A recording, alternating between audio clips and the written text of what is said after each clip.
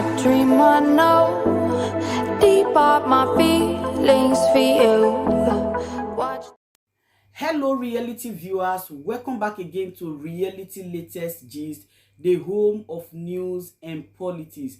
For this channel, we dey drop news every day and we dey react to every videos wey comes our way. And na reality news now we dey drop for this channel, and we dey also dey talk am as e be. If today na the first time we say you dey come across this channel, you are highly welcome. Thank you so much for stopping by. And if you are returning subscribers, I appreciate all of una for una massive support to this channel. I say may God bless all of una in Jesus name. Amen. I get video where I want present to una this very moment, and I go to follow una, they watch the video. After we don't watch them together, make we drop our opinion constructively for the comment section. Like our videos and also share our videos if possible. Bye for now. Thank you. First, what are your thoughts about the present situation in the Southeast?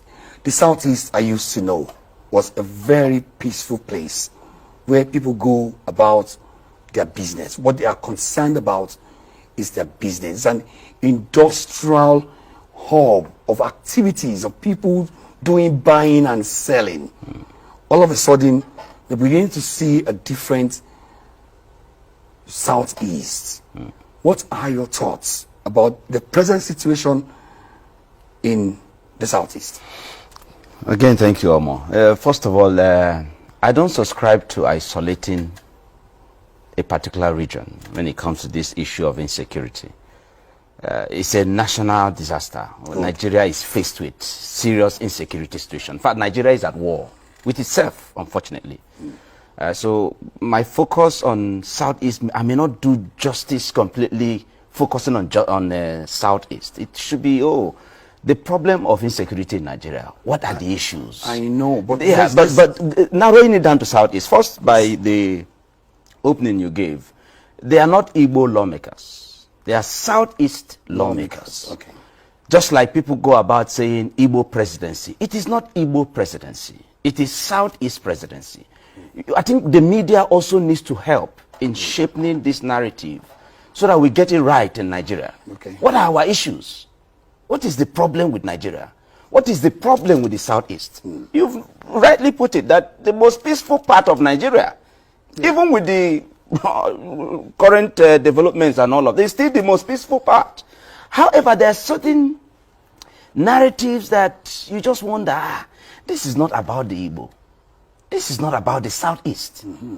So, is it possible that we have fifth columnists taking advantage of a certain narrative that has been painted? That may be the case. Because if you ask, let's take, for instance, the issue of IPOB you mentioned. How did it come about?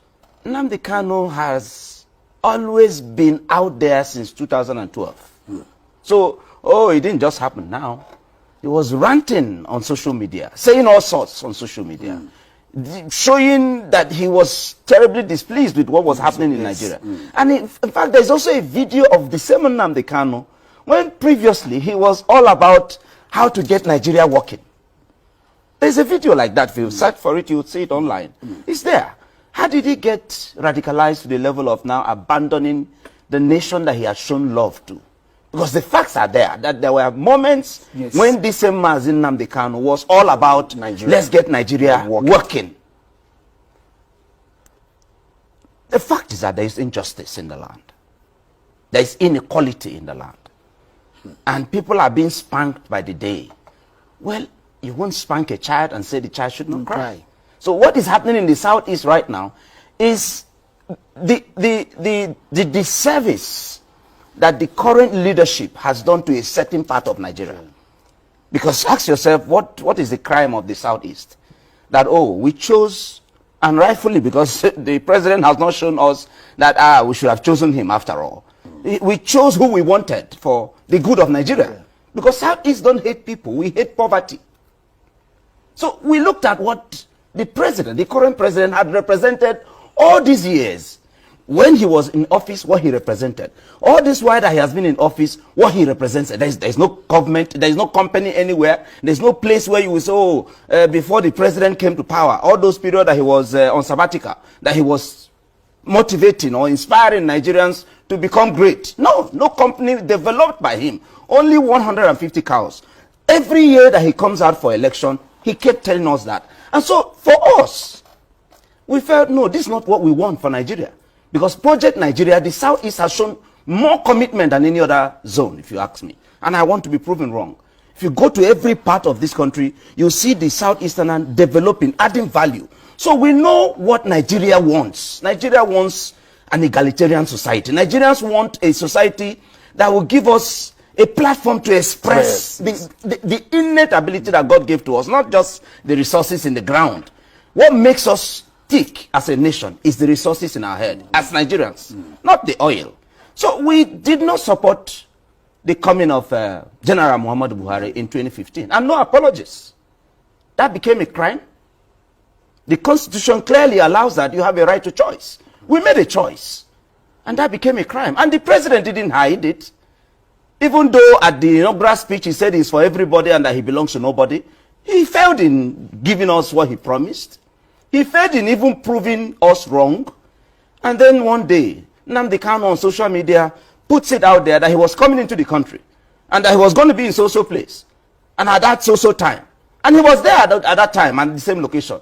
And the president, his boys went there and picked Nnamdi Kanu up and gave him the larger-than-life image that he now enjoys. So President Muhammadu Buhari created what we now know today as the radicalized Mazi Nnamdi Kanu. And under his watch, the most peaceful part of Nigeria, that is the Southeast, is now in chaos because of mismanagement of the interest of the people, not just any group of people, a people that have added value, that are adding value in every facet of the development of Nigeria. The Southeasterner is adding value. And then you make decisions about nation building and you think they don't care, you think it's 5%. Let me ask you this question. There must be, of course, reprisal attacks. Let me ask you this question. You have just talked about how Nnamdi Kanu moved from being that person who loved Nigeria, wanted Nigeria to work, and then somehow progressed into becoming so radicalized, the way you put it. To the option of I want out. Yes, self-determination, which is a right anyway. Good. The things that Nnamdi Kanu, yes, or the people from the Southeast were going through or had gone through, haven't you seen those same things happen to other people within the estate called Nigeria? Yeah, of course. Why are they not, in your word, yeah, ranting, clamoring like he is clamoring and wanting out of the establishment? That Nnamdi Kanu was not elected to represent the Southeasterners. So Nnamdi Kanu's opinion should not be seen as the opinion if everyone, so when you say they, I'm trying to say, if everyone wants to, can you look out for one particular person who is not ranting? There are individuals ranting in every part of Nigeria, just like Nnamdi Kanu is did. It's not a day thing. That's why I say don't isolate a region and give them just a negative name at that just because you want to, hang them. The truth of the matter is that every Nigerian today, including the president's wife, is ranting about the ills in the land. That's a fact, including the governor of the state where the president comes from. So it's not a Southeast thing, and it's not an Nnamdi Kanu thing. The issues are there. The injustice is obvious. The ineptitude of government is obvious. And because we love our country, we couldn't keep quiet. An estate to have invested more than any other group, blood, sweat, and money. We should keep quiet and watch Nigeria being invaded by strangers, and the president who has confirmed that we have people from outside invading our land. And the president is not applying force to them. Dixon, we're looking for a way out. We're looking for a solution to what the situation is right now in the Southeast. Now, I'll ask the question. Okay. Do you think where we are now, there should be some form of a meeting point? Can we establish a dialogue between the federal government on one hand and then maybe leaders of the Southeast and IPOB on the other hand? Every war that has ever been Should there be a dialogue of such nature? Every war that has ever been fought, usually, of course, for it to end must be at the conference table. There's a need for that round table to be, activated. And I pray the president summons the political will to realize that, like he summoned the service chiefs to say to them, I don't want to leave the office a failure. Mr. President, you are about to exit a failure if you do not bring all these interest groups to the table, especially when the facts are on the table, that you have offered this same peaceful angle to people who have raped, maimed, killed, and destroyed the inhabitants of the indigenes of Nigeria. You have Boko Haram terrorists, killers, and all of that. You are using taxpayers' money one way or the other to rehabilitate them and making moves to reintegrate them into the society. The indigenes, the citizens of Nigeria, ought to be enjoying that privilege. So moments like this, for what is happening in the Southeast, I am happy with the caucus of the Southeast in the National Assembly that came together to propose a political solution. Indeed, yes, it has to be a political solution. And what is the political solution? First, do unto B what you did to A. It's simple. We are saying, first of all, for instance, for the good of Nigeria, as proposed by the former Vice President of Nigeria, Dr. Alex Ekwueme, at the Abacha conference in 1995, he proposed the 6 geopolitical zones arrangement, that power should rotate around, and that was germane. Abacha saw it.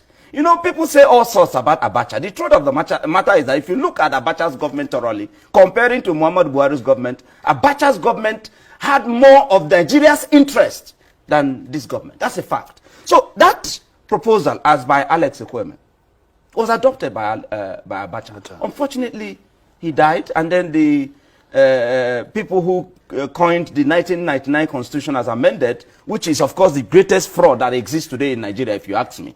Those who coined it did disservice to that particular thing, which ought to be how to find solution to, because you must give everybody a sense of belonging, a sense of participation, a sense of ownership of their country.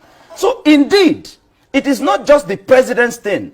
The political parties, particularly the 2 major political parties, should first of all realize there has to be a Nigeria first before there will be a contest in 2023. And the way to go about it is activate that same gentleman agreement.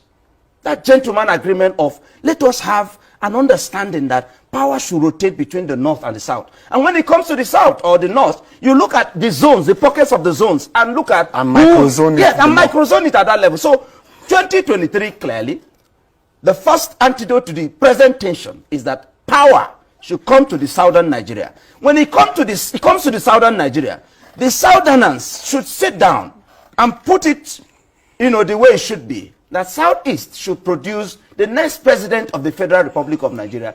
That way, it will give us another opportunity to renegotiate and restructure this estate called Nigeria. That not done, the truth of the matter is that Nigerians have given up on Nigeria. That's a fact. Because they are no longer, government is not able to give them the 2 basics. You think welfare and security of the people is the basic reason of government. And in this government. I hope you're not trying to say that we should bribe the Southeast. No, it's not a bribe. With the presidency. No, it's not a bribe. Like I've established there and you have not countered. The fact that this zone has shown commitment, genuine physical, political, spiritual, every commitment required to the project Nigeria. What's wrong with rewarding loyalty? Mine is that if a group of people have shown commitment to the project Nigeria, the best way to encourage other people who are recalcitrant presently is to reward those who are loyal to the project Nigeria. The same way the people from North Central Nigeria have said they have shown even more commitment, and that at being at the center of this, there's no zone that you will say have had more commitment to this project called Nigeria than this. That they want it, that they should have it. First of all, it is between the North and the South. In fact, any Nigerian, no matter where you come from, whether you're from the Southeast or from the Northeast or from the North, wherever you come from, any Nigerian that thinks that after 8 years of the current administration, the President Muhammad Buhari's government, that power should still go back to the North, that Nigerian does not mean well for this country. That's a fact. The southern Nigeria cannot sit and be watching, especially when the failure is obvious in the northern Nigeria. The capital of poverty in the world today is northern Nigeria. And we have had leaders come from there. So are you saying that we should reward failure? Let's even assume that, there's no such constitutional provision. Are you saying that common sense cannot make us reason that this is what we should do? So North Central should first of all position itself for when the power comes back to the North. At the moment power is going back to southern Nigeria. That's the right thing to do. When it now comes to southern Nigeria, we're saying the Southwest, you have had 8 years presidency, and by 2023, Vice would have had 8 years. South has had 2 years plus vice presidency and 5 years plus presidency. Let me quickly, the South is to be given a chance. Let me quickly bring it back. Let me quickly bring it back to the issue of looking for a solution, a political solution in the Southeast. Yes. Just before I let you go, I'll give you this question. You alluded to it before, but do you think that in all of what we are seeing, or as we have seen in the Southeast, do you think there are some people who have been sponsored, so to speak, to cause more trouble other than the IPOB in the Southeast? No, the truth of the matter is that this thing has simply escalated because of the mismanagement of the political leaders, particularly the governors from the Southeast. If they had stepped in, for instance, when this issue of insecurity was very obvious and the Southwest took a position and enacted what we know today as a Amoteku. We proposed, the likes of me, we reached out, proposed to them that copy and paste, just modify and copy and paste. Because self-defense is a natural human right. It's a natural instinct. You can't stand and they say, oh, war is coming your way, and you won't find a way of defending you and your people. So the governors failed. And I was one of those who, when ESN was activated, when it was introduced, I supported it. Mazin Nnamdi Dixon, I supported it. Because the right to self-defense cannot be taken away by anybody. Government had failed in defending the people. Our mothers, our children, our sisters, people are being raped and maimed in their farms and all of that. And government was doing nothing. In fact, government told us to defend ourselves. The Minister of Defense told the world that Nigerians should defend themselves. So when ESN came up, for me, it was the people devising a means or a way of defending themselves. We also reached out to the same government and said, now the people have, out of their own this thing, created something. Pick it up, modify it, and put a law to it. Take it to the State Assembly and give it a legal backing.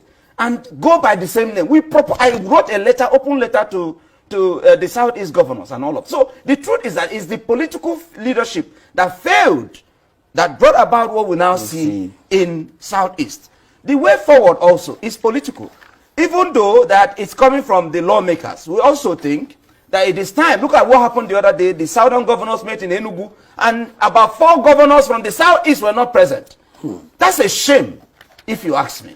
And so at this stage, the Southeastern governors should begin to realize that they cannot take the people for granted anymore. Nnamdi Kanu called off sit at home, but he took a life of his own. Meaning, it's not about Nnamdi Kanu. This is beyond him. If the government does the worst now and says, oh, I will have killed Nnamdi Kanu, the agitation for Biafra, in fact, will escalate. Thank you so very much.